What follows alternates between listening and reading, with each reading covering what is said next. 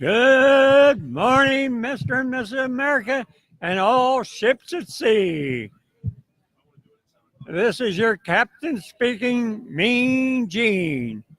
The following will be a test of the ship's whistle, the sonar alarm, the cable alarm, the atomic attack alarm, and the abandoned ship alarm. So, there. Thank you, Gene. Welcome to Beach Talk Radio, everybody. This is episode number 29. We have battled the road construction, the red tide, and the constant stupidity of your local government. And here we are on the beach for episode number 29 of Beach Talk Radio. Dear, it's so nice to have you back on the show and fully functional as a walking human being. Well, yes, because there's so much walking involved in this sitting position. Yes. No more cane, no more crutches. No, just very little, tiny little limp. That's it. Very nice. We have an action-packed show for you today, folks. Debbie Voorhees is here. Jay Light is here. We have a special guest that we're adding to the end of the show, and we're not going to tell you who it is because we want you to watch and listen. So how can you listen? You can listen to us on the Beach Talk Radio app. You can listen to us on iHeartRadio, on Spotify. You can listen to us on Spreaker, and you can listen to us on the Apple Podcast app. So much to talk about because when the council meets here on Fort Myers Beach, they just leave news for us to talk about. I want to give a big shout out to Anita Saracita because once again at the council meeting this week, she was treated like crap by the mayor, who totally has no respect for her for all the time that she puts in, and she demeans her during the meeting. And I just wanted to say we love you, Anita, and we love everything you do. So thank you for all of your hard work. Little heart sign now? No, I'm not going to do that. I just wanted to make sure I said that.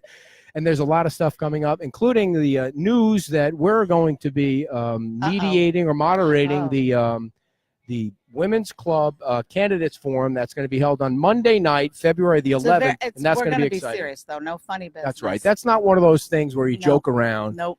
And you do stuff that we do here to, I don't know why we do funny stuff or jokey stuff here. Well, we're attempting to be entertaining. That's right. We're attempting to be entertaining here at Peach Time Out, by the way. We want to thank John and Debbie for inviting us down for yet another week. I'm just waiting for that Monday morning call where John says, I've had enough. It's time for you to go home. I mean, you can bring the wife and leave her there, but it's I've had enough of you. Get off the beach. You're not really residents. Yeah. So thanks to John and Debbie Lalo, and we appreciate that. And there's other news coming up that we're going to tell you about in our last 10 minutes. And we want to do a shout out because a very dear friend of ours had a big birthday yesterday. Oh, he did? Oh, that's right. I forgot all about him. You did not. Mean Gene's 82nd birthday yesterday. He had a party and didn't invite me, by the way. Nobody invited me. Oh, well, we are so glad that you did. You're going to outlive all of us, Gene. Excited to celebrate that with you today. He got some nice gifts, and as a matter of fact, I have a gift for him inside that we're going to give to him before he leaves. Yes, from us. All right. Don't leave me out of this gift giving. All right, so what do you have going on today? Oh, wait, by the way, folks, check it out. Go ahead. Talk it up, dear. Talk it up. So I have to say, you did a really good job with these hats. The colors, both colors, I love. And the design as well. And now you better get out and sell some of them. Right. They're $15 a hat, and we're willing to barter. I mean, we'll barter things, right? $15 is a pretty good price. $18 a hat, everybody. Just come on down. They're right here on the counter. $18. Can I hear 20? No, well, $15. We can do that as an auction. $15. We might trade some pretzels for them. Well, Karen, or they could auction them off at some of the events we're going to be talking about. They have lots of events. Right. By the way, Jay Light, I mentioned his name. If you I don't think you can read his unless it's posted somewhere. What we'll talk about. What happened was that the ludicrous advertorial that was put in the Observer from the guy at the Lonnie Kai, Jim Conadieris. We're going to be talking about that later, about how they took pot shots at Tom and TPI and all that. We'll talk about that later in the hour. That was a long-winded sentence. Left out some periods? No, the advertising. Oh, yeah. I mean, you couldn't tell if it was editorial, advertorial. It made it look like the newspaper endorsed it. But anyway. No, he signed it at the end. But he did? Yeah. Does he live in this town like Tom does? I think he is. Is he a full-time resident in this town? You sure about that? Like, is he here? Is he a don't voting know, member but of this town? I think he is. By the way, folks, the election is coming up in March. It's going to be one of the most important elections of your life. So get out, not only vote, but you need to get out and help these folks. You need to work for these people, these candidates that we have. I'll bet Well, you for $1 that there's going to be another candidate that other side throws in. So $1. you need to get out. Yeah. That's not a very. Well, I got to sell the hats. If True. I didn't have to I'll sell bet the you a hats, hat. it'd be more than $1. So you need to get out and work for these people, these three candidates, who we love, all three candidates, by the way, right? Who are you going to vote for? I know we can't vote. Anyway, so we'll get to that later in the hour. Debbie Voorhees is here, and she's got lots to talk about. So we're going to let her jump on in, and you keep things rolling because you're so good at it. That we're going to have Debbie. She's going to talk about the Fort Myers Beach Women's Club and the Fort Myers Beach Community Foundation. And welcome, Miss Debbie. Thank you for coming on down. Oh, you're welcome. Thank you. I'm happy to be here. Oh, good. So what would you like to start with? I'm going to let you choose the order. I'd like to start with the event that we had last night, All right. which is the birthday party at the Women's Club. We were celebrating the 55th birthday of the Women's Club building on its site on Sterling Avenue here in Fort Myers Beach. And a lot of people don't realize that was the original schoolhouse on the Yes. island. How old is that built, like originally? Do you? I believe it's from the 1920s. I don't know exactly what year, but it is the original schoolhouse, and I want to say like 1927. Wow. But when you're inside of it, you can see that history in the old floors.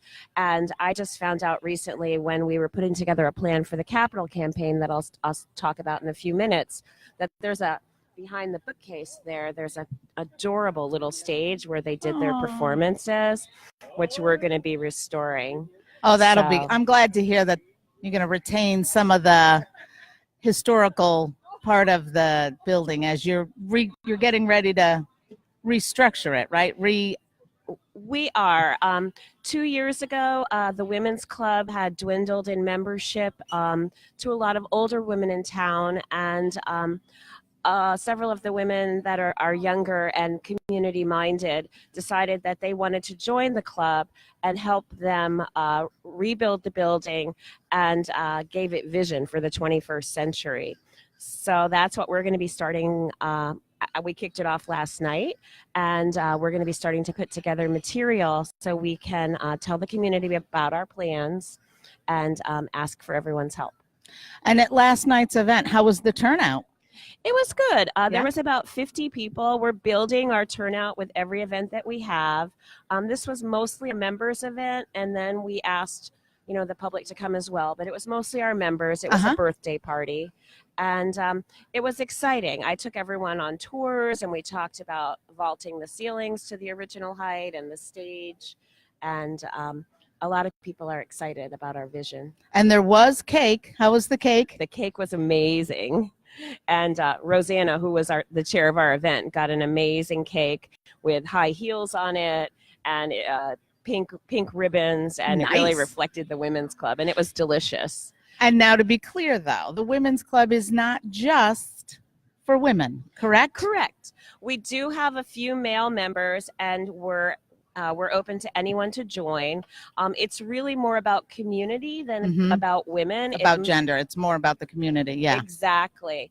And also the Women's Club, we've started a new organization that we're umbrellaing, which is called the Alliance of Nonprofits. Okay. Where we've started a community calendar, and we also have meetings with, and we're starting to do events, awareness and fundraising events with most of the nonprofits on the island. Nice. Now, for the improvements to the building, you mentioned the ceiling being raised, and they're going to retain the stage. What other improvements are planned for the area? Well, we're going to open it up, and we're going to refinish the floors, refinish the walls. We want to put in a new catering kitchen so that we can be more of an event facility that the community can use for weddings and other events. We're also going to rework our bathrooms and bring both of them to the front of the building because we want to start having more outdoor events. And we're also going to make everything ADA accessible and bring everything up to current code. Now, I was reading also that the outside, the landscaping is going to get some redo. Oh, yes. We have a beautiful landscape plan that's been donated to us. Nice. And that will be in phase 2 of our capital improvement project. And in that plan, we hope to utilize the lot next door and make it a beautiful garden and hopefully host outdoor events, performances, and musical events and things like that. That way, the south side of the community will have options for things they can do. And with the putting in of the native plants, I was reading, is there some matching funds that the town will also provide for using the native plants? Is that still a program that's in effect? Well, I'm going to be looking into that. That's what I do for a living, and that's how I had originally gotten involved with the Women's Club, as I am a grant writer and a fundraiser. So I'm looking at federal, state, and local grant opportunities to help us with our efforts to raise money. And what are some of the other fundraisers that are going to be occurring? Well, last night at our birthday party, Joanne Champ painted an amazing vision of our building because she's a member of the Women's Club. Nice. And she's also our vice mayor. And she donated to the organization numbered prints, limited edition prints, which she signed last night. And we raised almost $2,000 for the campaign last night with her generous donation. Yes, we're very thankful to her. I also was reading something about bricks. You can buy a commemorative brick to go into either outside. Yes, it's going to be outside. We're going to have. Sometimes my questions catch people off guard. I'm so sorry. That's okay. I do a lot of research, and sometimes it's too much or not exactly correct. Yeah. So, well, we are going to be doing bricks outside on the east side of the building. Okay. There's going to be a Zen meditation garden, the Love architect's calling it. And when you're getting your mojo on in the Zen garden. Or getting rid of all your bad juju. Mojo. Yeah. When you're over there meditating and getting rid of your bad juju, yes, you can look at the bricks of the people that have and so people can bricks. buy the bricks, have their name or in memory of or in honor of. Exactly. Dawn Ferguson, who's now Thomas, she just got married last week. Congratulations. Congratulations. She is the co-chair of the Capital Campaign with me, so we're going to be working out the details of bricks and naming rights and other events that we're going to be doing. We're going to be nailing down all of those details and putting together a plan in the next few weeks. Okay. So stay tuned, and we'll let everyone know how you can help us make the Women's Club an amazing facility. Great. Is there anything else you'd like to talk to us about? Maybe membership in the women's? How much is the membership? $75 for the membership. You can go to our website, which is fmb-wc.org. Okay. And we have links to membership there. We are about to have links to donate to our capital campaign. And also, we have a link to a community calendar, which we're doing for the Alliance of Nonprofits. So if you want to know any event that any nonprofit is doing on the island, you can go to our website and find it there. One-stop shopping. Exactly. And Now, that's what we're trying to do. Well, that is fantastic, and we wish you guys luck. You also are here to talk about the Fort Myers Beach Community Foundation. Yes. So tell us about that. Well, it's funny because the two are linked. When I first came to the island, my day job is with Friends of Lovers Key, and the Fort Myers Beach Community Foundation had generously given us a donation last year, so I attended an event at the Women's Club. And originally, I thought the Community Foundation owned the Women's Club, and I was so enthusiastic about this amazing group of women in the Community Foundation and how hard they worked raising money that I thought I need to join these ladies. Join them all. So I joined that group, and then when I found out the Women's Club was a different group, I had to join them too. Right, So what because they're all fantastic. It is. And I'm a joiner and a doer. So I am also chair of their event, which is going to be on February 1st at the Diamond Head. It's at 6 p.m. The event's called Dancing We're the Stars. and it's loosely based on the television show Dancing with the Stars, in that we're going to dress in costumes for our favorite era of dance or our favorite dance. You could go as a jitterbug person or an 80s dancer. Rock the 80s. Rock the 80s. That's my generation. Yeah, me Your too. generation Me too. Yep. So, The hair. yeah, disco queen. That's right. Yeah, I haven't decided which one I'm going to do because I'm not sure if I can do the big hair anymore. So I haven't quite decided myself. But it's going to be at the Diamond Head on February the 1st. Okay. And we'll be raising money for our charitable causes, which are that we give money to beach charities such as Beach Baptist, the PTO, the Little League. We make donations every year to groups to help them with their efforts. And we also give scholarships to deserving beach children. The scholarships used to be merit-based, but we're going to be doing it a little differently this year because this is a very common thing that people are starting to talk about. Is it's going to be more needs-based, and we're going to include trade schools. So if someone wants to go into a trade instead of the traditional college path, we will help them with that. I love that idea. That is fantastic. And how much are the tickets for that event? Well, we've only got about 20 tickets left. So if you want tickets, you need to get them soon. Yes. The tickets are $100 a piece, and you can go to the Fort Myers Beach Community Foundation website to find out how to get them. And Jan Fleming is in charge of that. And if you want to buy a table, it's $9.50, so that gives you a little break on the tickets. And that's a table of 10. A table of 10. And what does that include? What do they get with? Well, you get dinner at the Diamond Head. Nice. Yeah, and they, from what I understand, their new restaurant is amazing. I heard about that. And you also get music by Frank Torino, who's been known on the island for a long time. Great. Music and entertainment, I should say. And then also we're having a reverse raffle. Yeah, talk a little bit about how that works. Well, a reverse raffle is an interesting thing because I never win anything. No.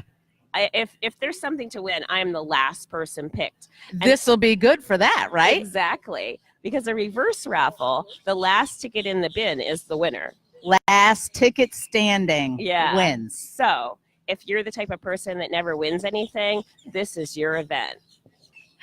And what are some of the things that they'll be winning with the raffle? Well, we have the reverse raffle, and the prize at the end of the night for the winner who's the last one standing is $2,500.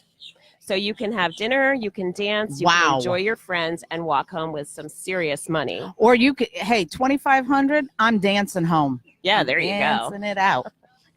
Absolutely. I would be too. And what are some of the other things that'll be going on then that wonderful evening? Well, we're going to have a live auction as well. The Diamond Head has generously donated a 2-night stay. We've got several boating excursions. Sea Racers is doing one. Joanne Champ has generously donated to us as well, another original piece of art. Wow. And there's a dinner with the firemen at the firehouse. You can bid on in a live auction. That would be cool. I think that's a really cool one. I think that would be cool. And I bet there's some kids that would be so over the moon to be able to go to the firehouse. I think so. Yeah. And it's a dinner for 6 people, and they'll visit with you and make you dinner and make you feel like. And I hear they make some mean chili at the firehouse. They really do. I hear it's award winning. I hear it is. I know it's better than what we were producing. So that is February 1st, 6 to 10 at the Diamond Head Resort. And where can they get the tickets again? They can go to the Women's Club website, Fort Myers Beach Women's Club, or excuse me, Fort Myers Beach Community Foundation. Yep. I forgot which hat I was wearing. It's all right. We'll turn it around. Yeah, the Fort Myers Beach Community Foundation website, or you can call Jen Fleming. And there's posters all over town as well. Okay. Anywhere you go, look for the purple poster. All right. Well, thank you so much for all of that information. You're we welcome. got through it quickly. You covered 2 wonderful events and 2 wonderful organizations. Well, thank you. And we look forward to seeing you back again soon to talk about the Friends of Lovers Key. I would love to do that. All right. Thank you so much. Thank you. Have a great day. Bye-bye. Well, Big folks, hand make for sure Debbie. that you get out there and Very get your nice. tickets for All right. the That was great, dear. You did a for the lovely dinner job. and dance. I'm still going, and you're talking over me. For the dinner and dancing event. I think we should go to the dance, and we can do the 80s. We can dress up as an 80s 80s. dance? You can pick any era. You could go in the 50s dance. You could go as a flapper. What's a flapper? That's from the 20s. Good Lord. up. I did not. So listen, I did want to mention a couple of quick things. You did or didn't? I did. Oh, okay. About the audio only shows that we did. We did 2 audio only shows. The first one You really did has them. gotten a lot of listens. It's and that was pretty check interesting. this out. The road construction that we did with the folks from I feel like I've been talking about this for 2 weeks, but people keep listening to it. And what made it even more interesting was at the council meeting on Thursday, town manager Roger Hernstadt looked at the council and he said, there's no way the county is going to be done with the road by 2021, like they said they were. So right away, I sent an email to the county and I said, Roger just said you're not going to finish the roads by 2021. And they said to me, oh, yes, we are going to finish our part of the road by 2021. Well, their it's part. so interesting watching people blame each other for the road construction down there. Wow.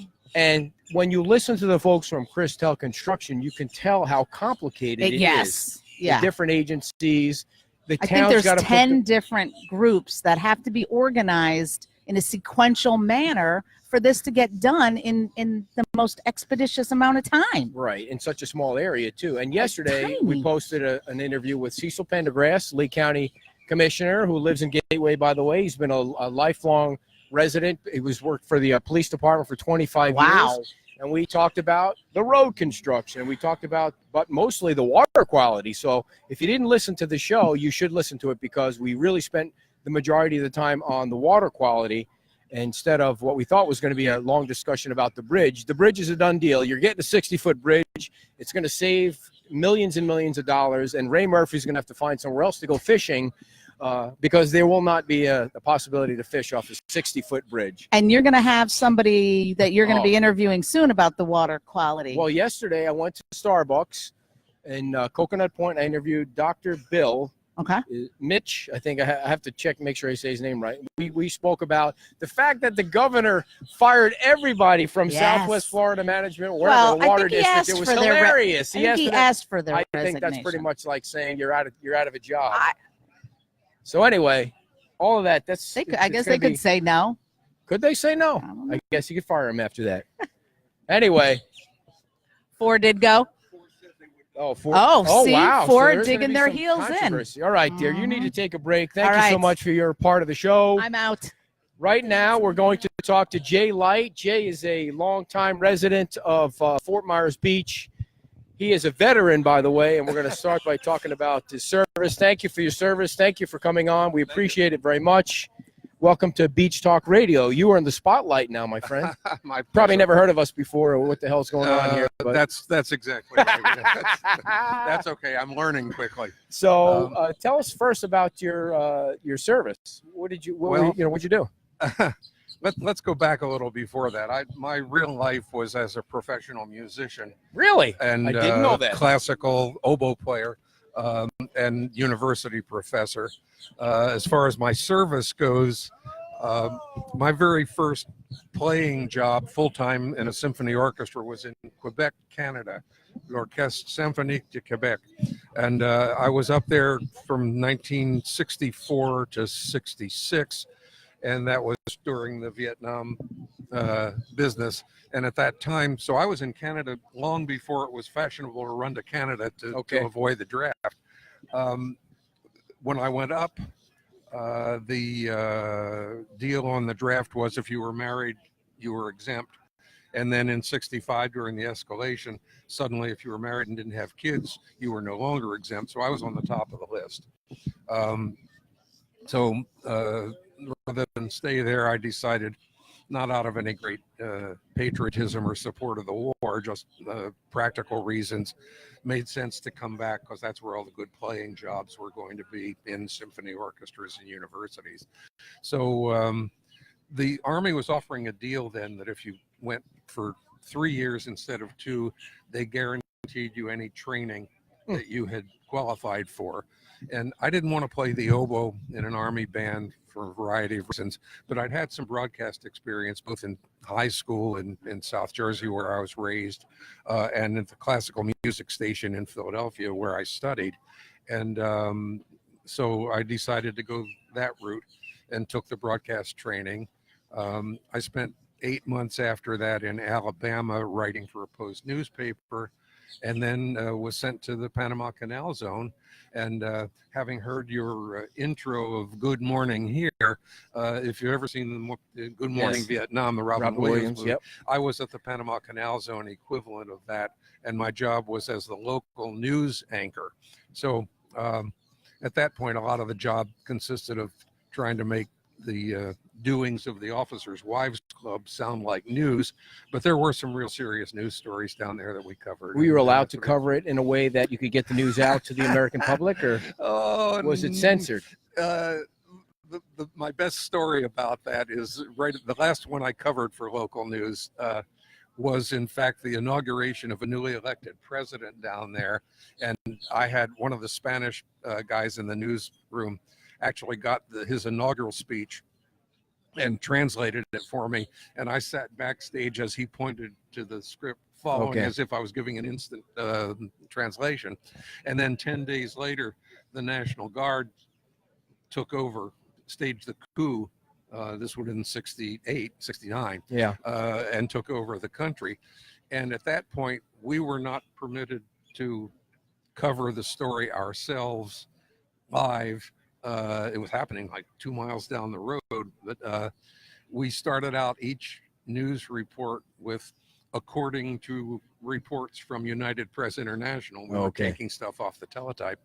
And I would write the story, mid-afternoon or so, and it went from me to the lieutenant in the newsroom, to the colonel in the Unified Command Public Affairs Office, to the USIA agent in the embassy, because the reality was that our government really wasn't sure which side they wanted to be on in the early days of that thing. And then it would come back down through the channels. By the time I read that at the 6 o'clock news, there wasn't one word of what I had written that was actually in the story. So Jay, do you feel like the Vietnam veterans are getting the love they deserve finally? I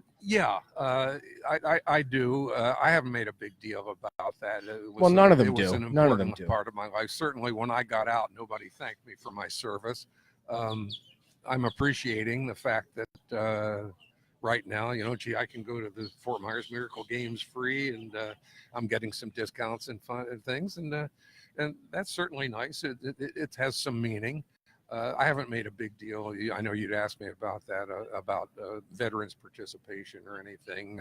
I did go. They had that big pinning ceremony about a month ago. Oh, yeah. Park, yeah, and, it was massive. I did that and got the little pin, and it was great. How emotional was that for people there? It was well attended. I served honorably. I went where they sent me and did what they assigned me to do, but I certainly never saw combat, and I can certainly understand. I met an awful lot of people who did, and I understand their anxiety and their emotions about it. So, by the way, you get a military discount here, just so you know. Don't forget to ask for it. Glad to hear that. All right. Now, are you involved in any way, veterans now? No, not really. Okay. Don't stay in touch with locals or? Oh, just a couple of people that were in the outfit at the TV station in Panama. All right, so let's turn to local events. Sure. As you know, sooner or later, there's going to be a big, giant Margaritaville over there, and there's a good possibility that we might be doing our show there once in a while. We know some people. But what are your thoughts on that? Well, if anybody that's been following the local press, I do a good deal of contributing as guest opinions to both of the local papers. I believe, we're at a point where our civilization is drowning in a tsunami of bullshit, and I can't do anything about that nationally, but I think sometimes I can locally. As far as the Margaritaville project was concerned, if you followed what I had written since it first came out, I was one of its most vocal opponents. I thought the original plan was way overboard and much more than the town wanted or needed. And once it became clear to Tom Torgeson that wasn't going to go, he had the foresight to put together a focus group of some of his most vocal critics, including myself, and See, I didn't know that. I wonder how many people did know that. Well, if you know, the ones that were here for a long time did. The group met, I think, for about 8 or 9 months. You can ask Tom. And the essence of the group was, all right, what do I have to do to make this acceptable that you think, you know, obviously we didn't get to vote on whether or not he did it. It was 3 votes on the town council. Right. And I think by the time he came up with, I guess it was either plan C or D by then. 3 years later. He kept downsizing it and everything. I think 6 of the 8 people on that focus group were ready to and did endorse the project. I think it's way past time, and I know you want to talk a little about the lawsuit and everything, which I think is some of the local BS that I'm trying to do away with. I think it's ridiculous. I think it's costing the town a huge amount of money, probably into the hundreds of thousands of dollars for legal fees, staff time wasted messing around with this, not to mention lost revenue in taxes that aren't being paid because the project has been delayed.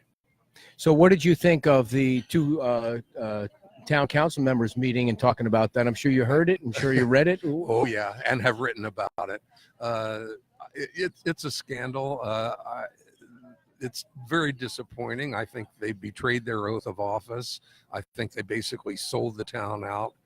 At that point, I think if Ms. Gore really didn't want the project to go through, she should have had the guts to just say, I vote no. Right. I think what happened was when it became clear that there were going to be 3 votes in favor, they decided it was better to join them if you can't beat them. And then they had regret about it. I think she got some blowback over it and wanted desperately to change her mind and couldn't. But the idea that they're supporting this, what I'm calling the Patton/Conaderis lawsuit is scandalous. I think they should have resigned. And frankly, I'm disappointed in the remaining 3 members of the council that they haven't done anything to sanction them. I understand that it takes 3 votes of the remaining 3 to do it. And they're apparently not there. I've watched some of the meetings. I think Anita has tried, but they pretty much step on her every time she tries to do something. I understand that. It's so disrespectful what they do to her at those meetings. I understand. Not all of them, but I from time to time, it's just it makes you cringe to watch what when you're watching it on TV. How she gets treated. It's so disrespectful for somebody. But that's a whole different subject. Well, so. If you let's talk about what we saw in the Observer last week. We saw a full page. I don't know if clearly it was written by them, but it looked like an editorial kind of thing where it was almost endorsed. Coming from the news side of things, it almost looks like it's endorsed by the paper because it doesn't say. I don't believe it said advertorial on the top. I could be wrong. It did not. No, you're not wrong. It did not say that. And I had a discussion with the editor of the Observer about that and pointed that out. And she said that in future publications, they're going to put that on. Talk about bullshit. Well, yeah, that's bullshit. Well, we'll see if they do or if they don't. You know, this last week. Is that the first day they actually printed the paper? So they didn't really know. Is that their first day to put the paper out? They've run probably a half a dozen or more of these. Well, I'm being sarcastic, but I'm just saying next time they're going to do it as if this is the first time these reporters and editors ever come across something like that. I don't know. Talk to them about it.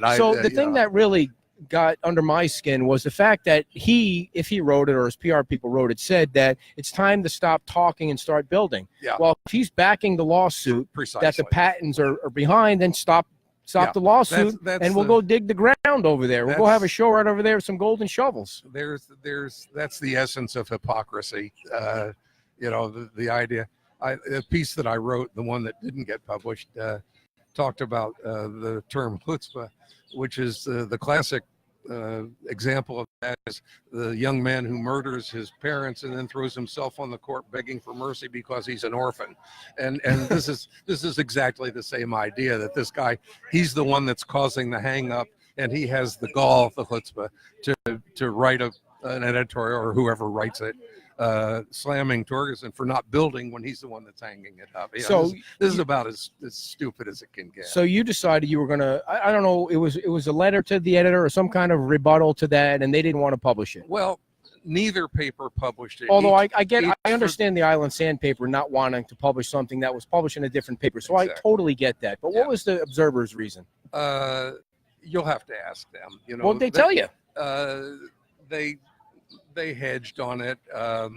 And more interestingly, I had a piece in yesterday's Sandpaper that I also sent to the Observer, and they didn't publish that one either. The Sandpaper did, the Observer Sandpaper didn't. did, the Observer didn't. Now, What look, was I've had a good relationship with both of the papers. I send them a lot of stuff. I would say they print probably 95% of what I send them.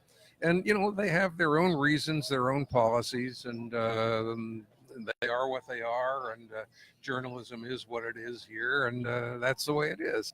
So what did you talk about what you wrote that did get published? Like, what was your point? What was in yesterday's, and you can read it in the Sandpaper, was that it was sort of a questionnaire for candidates that are running. As you know, we have 3 candidates that have announced, 2 and others that may or may not announce. They've got till next Friday to file their papers. And these were questions about, well, they were sort of hypothetical scenarios of, well, let's suppose somebody didn't like something that the council did and decided to sue the town, as we know, and the town wins because it's a ridiculous lawsuit.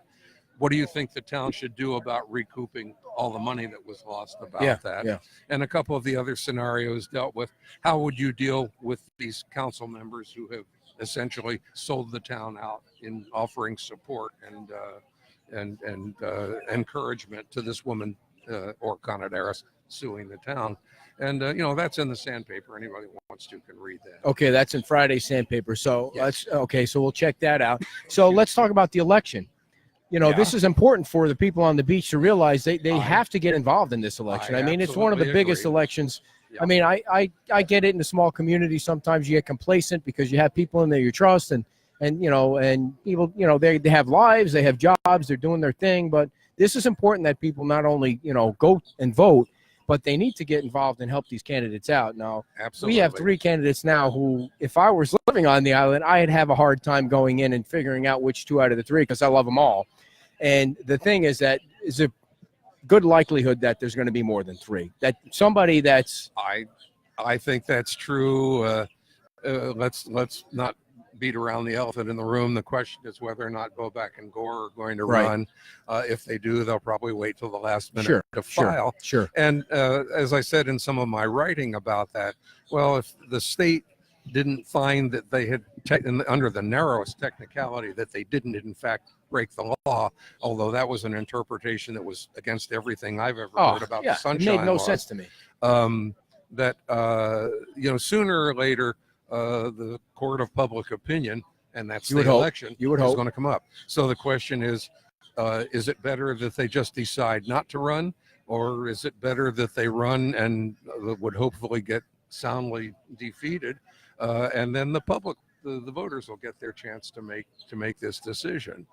As far as I'm concerned, what they did amounted to betrayal. It was unethical, and they should not be on the council. So a couple of quick questions. Do you think one of the 2 or possibly both will run? I have no idea. If you were to take a guess, would you say yes or no? I would say that, judging from the very self-congratulatory Yes, I read piece it. that was in the Observer this week from Tracy Gore, that I would say she certainly sounds like she's planning to run. And Setting the fine, stage. you know, I mean, she has a right to do that, and the voters will have a right to say, we've had enough of you.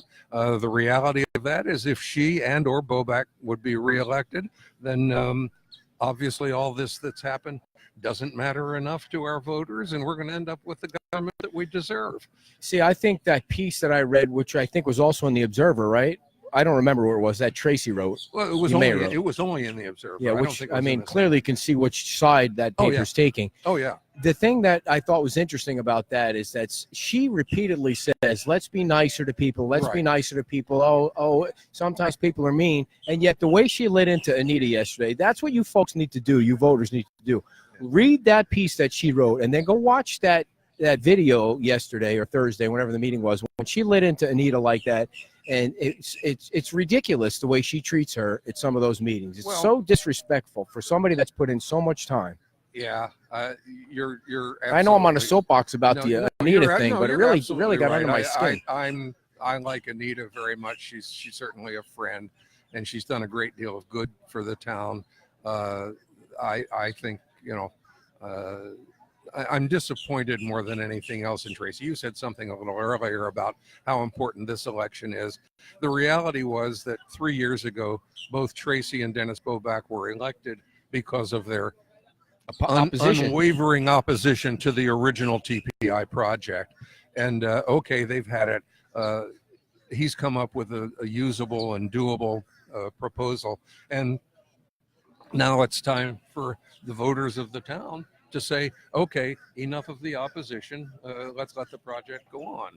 And that's kind of where we are. I was hoping when she was elected that she'd grow into it, mature, and start to understand that there's a difference between what her previous role had been, that of sort of tossing hand grenades in for a variety of subjects. And I understand that because I've done a certain amount of it myself. And from the outside, and then that she would make the transition once she was on the inside to showing a little more maturity, a little more restraint, and more than anything else between the two of them, a little more forethought into what some of these shoot from the hip decisions that they've made into where is this really likely to lead us. The first time Dennis Boback was on the town council, they fired a perfectly good town manager on their very first meeting. This time he and Tracy Summer at that point, it took them 4 months to fire another perfectly good town manager, each with their own agenda. And I think they've done the town a great deal of harm. We've had this constant revolving door of managers, attorneys, planners, and all. I want to tell you something. There's no corporate knowledge, no corporate memory of any of this. I was in a business yesterday. I'm not going to say the name of the business, but I was interviewing the business for something, and one of the things that he had to bite his tongue on, and I totally got it, was he's constantly harassed by the local government, and you would think that wouldn't be the case, but I get that feeling from this government that they're so against the businesses being successful, or if the businesses are successful, they got to get their cut, and if their cut isn't good enough, they're coming back for a bigger cut.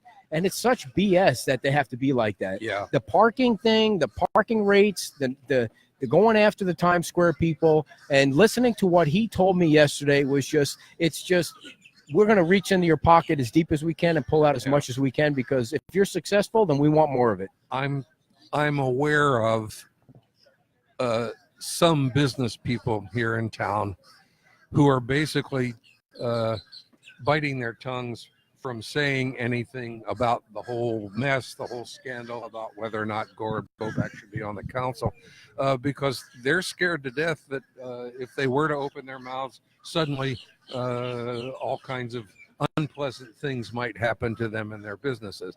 And that's not the way this is supposed to be. The reality of this is what's happening here is in fact a perfect microcosm of what's happening nationally. Sure. Yeah. It's the same BS that's coming out of right. Washington. It's the same total lack of willingness to accept responsibility, willingness to, admit your mistakes. In my profession, performing in public, when I screwed up, everybody knew, and there was no place to hide. These people don't seem to understand that, you make a mistake, admit it, take responsibility. Own it. That's right. And they're so delusional about this that I don't think they've even made a mistake. And once again, I'll go back to the idea that, okay, in March, the voters are going to have a chance to say, that's right, we think you made a mistake. That's right. So the other thing I wanted to mention for folks that are listening or watching, when you go back, please go back and watch that council meeting on Thursday and watch the amount of useful information Dennis Boback provides in any council meeting. There'll be a repeat it's a repeat of the same thing. He is providing useless information. He doesn't bring up anything worth talking about. He's a yes person to Tracy, as far as I can see from the meetings that I watch. Well, I would say that because of the difference in their experiences when they both were elected to the council. Tracy was a yes person for Dennis. Of course, he was mayor then and she wasn't. I'm not going to start talking about collusion. We've already talked about sunshine violations. I think without knowing the statistics, I would suspect that the number of times they voted together is many. And that third swing vote, wherever it comes from, this council's recently, anytime anybody gets into a situation where they are given responsibility or authority, the first thing they want to do is impose their will on it. And I think people get on the council and say, well, we got to make more rules and more laws. And this council has gone out of its way more than others to tell people what they can't do. And I'd much prefer to see people on the council that are ready to tell people what they can do. Well, Jay, anything else you want to mention before I let you run? No, that was enjoyable. You're awesome, man. You got to come back. We got to do maybe we'll do our own show, me and you. We can talk politics. Just talk politics. My wife that. isn't into the politics thing. She doesn't like to talk about it as much. She thinks I go overboard. Okay. Sometimes I do, but when I watch those council meetings, I just want to punch the screen sometimes when I listen to some of it. Years ago, during the advent of what was then called the Three Angry Men, I wrote a piece about that where I stopped going to the council meetings and started watching them on TV because I could stand up and shout and swear at the TV and throw things at them, where if I did that in the actual council meeting, I'd get arrested. So, I understand what you're saying. Real quick, we asked Connor Dieras to be on the show, and he's apparently Leon and him are good friends. So Leon asked him for me, and the first answer I got was, would you do it at the Lonnie Kai? I said, for sure, we'll do it at the Lonnie Kai. Sure. Well, apparently they hadn't heard of the show or anything. Well, they went back and saw one of the old shows in January, and they said, "Oh no, we don't want an antagonizer." I'm an antagonizer. I didn't file a lawsuit. Yeah. So that was the first thing I want to mention. The second thing I wanted to mention was this is how peculiar this election can be, because if you go out and vote and you're voting for the 2 out of the 3 that are already running, let's say Tracy is the only one that runs, her group is going to just vote for Tracy. They're not going to vote for one of the other 3, and they have 2 votes. So that's how important it is for everybody to get involved and get voting and get your neighbor to vote for 2 of the 3 that we have on this side, just in case somebody runs, because they can overpower that by only voting for 1. I understand. Because we're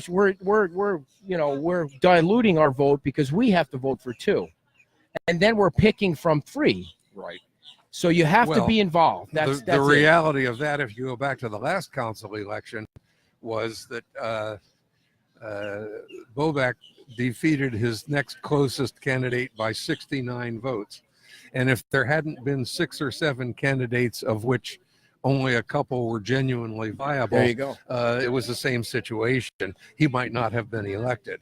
But that's history. It's spilled right. We are where we are, and we'll find out where it goes from here. Well, Jay, thanks so much, man. This was pleasure. Great. Thanks for your service. Thanks for everything. Thanks for coming on, and thanks for being part of the team. We appreciate it very much, and we hope to have you back, and I'll be calling you about our show, our political show. All right. Thanks a lot. Jay Light, everybody. Big hand for Jay. Now we have a special guest coming on that's going to spend the next few minutes with us before we close shop today. Jay was awesome. Don't forget, folks, you can listen to us on iHeartRadio or Spotify or our app. You're going to recognize his face right here. Look at that. Tom Torgeson is here, everybody. Hey, Ed. It's like the ending with the number 4 hitter, ending the show right here. Sorry, dear. I didn't mean to make you the number 3 hitter, but Tom, what brings you to the show? I think coming down to listen firsthand to Jay Light was, and I got to visit with him a little bit before the show, but that was kind of the impetus for walking down today. Awesome. It's usually spontaneous whenever I see you. Right. Well, I understand you did some yoga last weekend too, right? How was that? I did some yoga watching. Oh, okay. I want to ask about the yoga watching. I didn't jump into the pack, but yeah, we had a big yoga group at the house, Bayside, last Saturday. It was nice, fun. nice. Yeah, so they just had a great time. Any update on the project? It's just still a waiting game, and we think that the first case, the zoning procedural case, we'll probably hear sometime April, May, June from the judge. No, not April. Yeah, March, April, May, I would say. Probably May at the latest. And then the civil case on properly conforming with the comp plan land development code, that'll probably be a trial sometime this summer, July, something like that. So it's just a waiting game. Rough idea when the first shovel goes in the ground? I think the year end this year. I'd say Nice. year end 19 that we're shoveling the ground. Nice. So I didn't know that people didn't like when you had a plan for affordable housing. That was something I just learned this week. Yes, I haven't heard that either. So your plan, part of the plan is to build affordable housing off the island for employees, right? Yes, it is. I haven't heard any pushback on it. Well, I think that was part of the editorial that was discussed. So. Oh, okay. I guess I don't read everything. Right. Good thing, right? Yeah, it's probably a good thing. It's And the probably other good. thing- Probably the a good thing for my marriage too. The other thing was, what's going on with the? There's something that I saw that Joanne brought up at the council meeting this week about the end of the bridge here and possibly changing how this traffic pattern works. You know anything about that? You know, I do. I've been brought along in the process. Been in face-to-face meetings and brought along in the process because we're not only an affected property owner adjoining the intersection at the base of Matanzas Bridge, we have property that can contribute to vast improvements in that intersection, traffic flow, pedestrian flow, safety, and so on. So we've been a part of the process, and yes, we're excited. How would it work? I mean, how would it be different? It's you got to really put it up on the screen, but Okay. probably not now. It maybe looks a little complicated, but it's actually very intuitive. I think the county really listened, really put a terribly thoughtful exercise together in coming up with this proposal, and I feel that they've got the ability to perform financially and otherwise. I should probably keep my mouth shut, but I won't. Last summer, when the county was really at a point of really understanding the timing that it's either now or never, the Estero Road project really is planned out to the end of the south end of the island. Mm-hmm. And the only stretch that really isn't engineered and figured out is right here at the base of the bridge. And if they keep the project going and extend it to include the base of this bridge, it can go under the funding that's in place currently, and it can happen in the very near term. And so it's either now or never. And the county called a meeting with the affected property owners, which included the county, the town, and us. And Tracy Gore was the designee that the town brought to the meeting. I was a designee that TPI brought to the meeting, and the leaders of the county were there. The upper echelons of the staff, Larry Kiker was there, and it was an open slate discussion. This would date back to last summer. Just an open slate, can we work together? What are our goals? What are our thoughts? What are our ideas? And I got to tell you, and this is going to get into the campaign that's going to launch here the end of next week for the March election of town council. But Tracy just attacked everybody in that room, humiliated, just said she didn't want any part of these meetings going forward, and just it was appalling. It was embarrassing. It was appalling, the behavior, and she just shut down any possibility of the town's cooperation in resolving some improvement of any measurable degree here at the base of the bridge. So that ended the meeting. And really, what now? Did she explain why she didn't want to be part of that? Absolutely not. No, nor were her attacks founded or substantiated. She just went on a rage. And fortunately, the council changed their designee for the town on the Estero Boulevard to Joanne Champ. And wow, what a difference a leader can make. A change of leadership, and we've got something in front of us that is not only exceptional in design, but it's something that can be funded. It's something that can happen in the near term. And I just feel that this election is just critical for this town. There's 2 seats that are up, Dennis Bovak, Tracy Gore, and in spite of their weak leaderships that's different for each one, the town has been moving forward. Contrary to, some of the things you read, it's not because of Tracy Gore, it's in spite of Tracy Gore. And I'll be out stomping for the 3 fantastic candidates that have put themselves forward to date. I'm not intimidated by Tracy or Dennis. And I wish others weren't. I wish others would come forward and share their experiences and share how they've been bullied and just share their experiences on what it's been like under this Gestapo kind of government that Tracy and Dennis impose on us. So there's Ray Murphy, there's Dan Ehlers, there's Rexanne Hossafras. All 3 have the fabric that would make this community proud, and any 2 of them would be just marvelous leaders to carry this town forward. I know this is very unusual for a business person to speak out so forcefully against Tracy and Dennis. I have no doubt that their egos will get in the way, and they will launch their announcement to run for re-election. I'm absolutely convinced of that. So prepare for it and support Dan, Rexanne, Ray. Everybody get out to vote. This is the most critical election this island has seen ever since incorporation. And we're on the verge of greatness. We really are. We're on the verge of greatness, or we can continue under this intimidating, bullying, disrespectful form of government that we're all embarrassed about. We're just embarrassed. So how's that for you? Hey, Did I speak my piece? Yeah.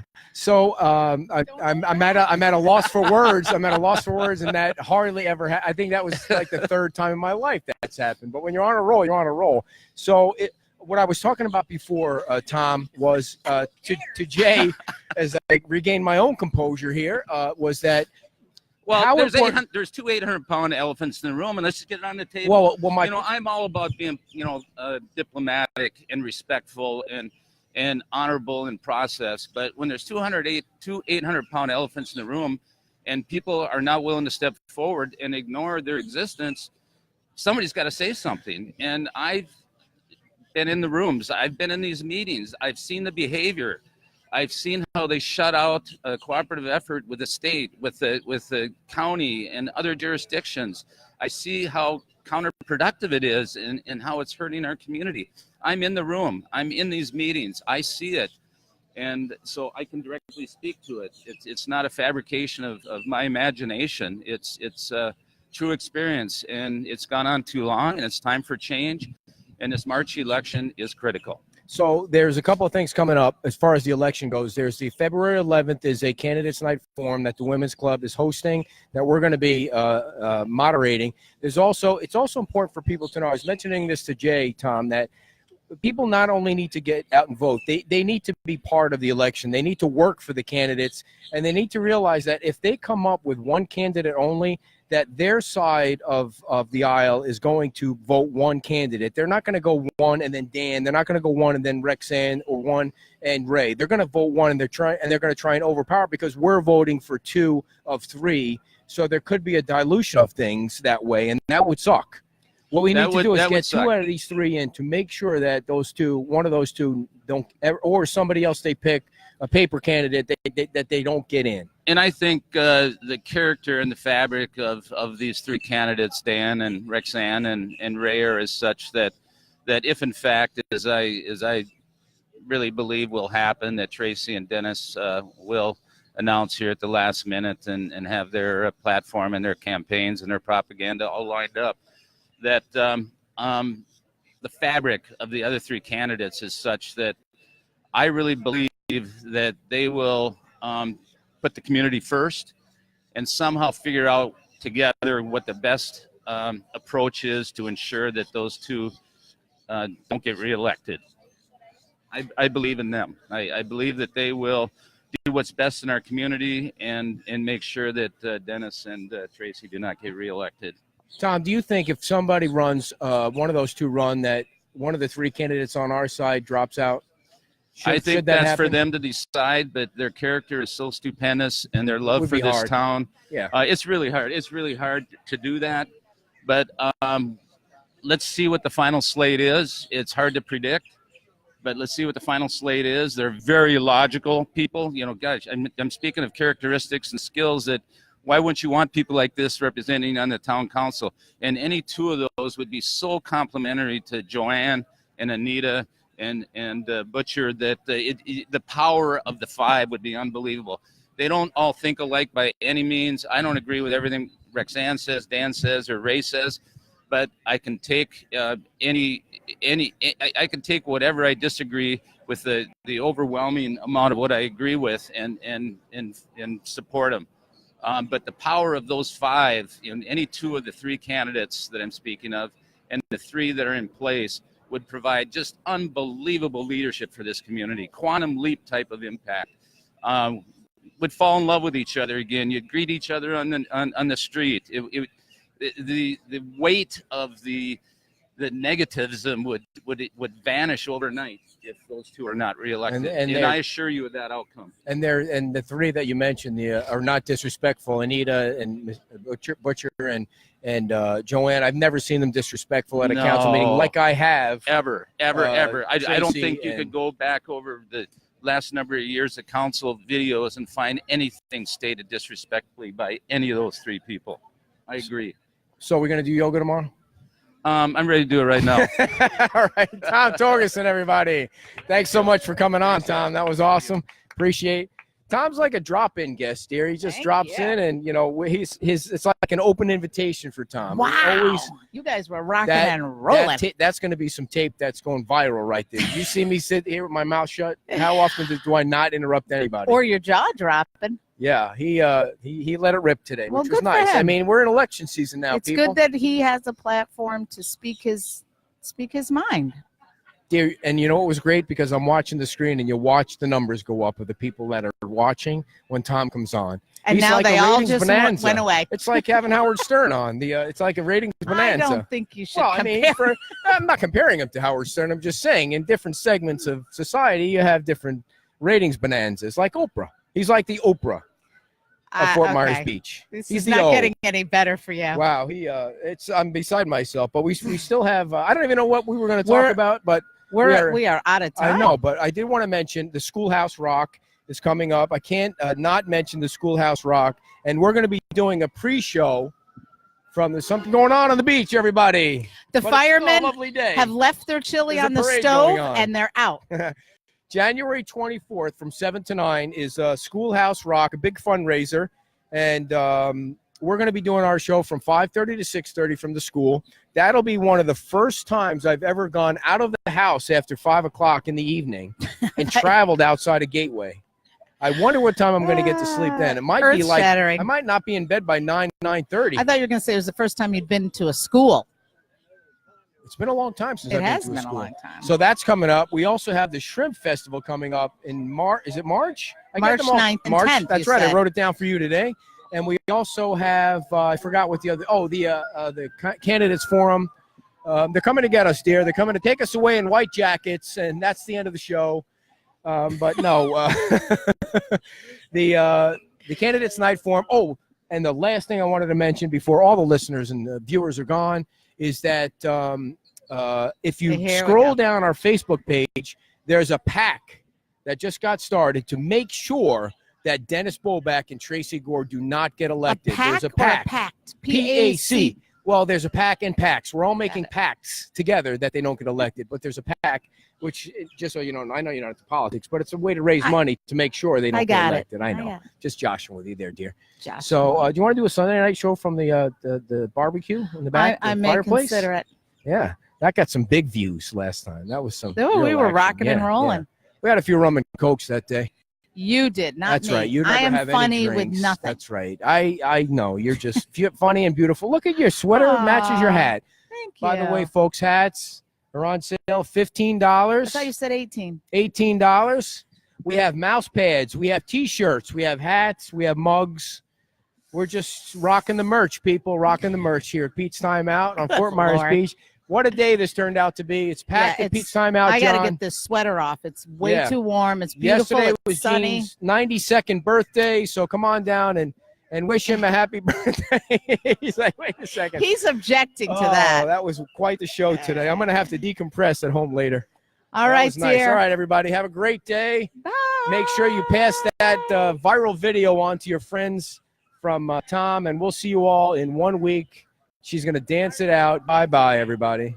Dancing it out.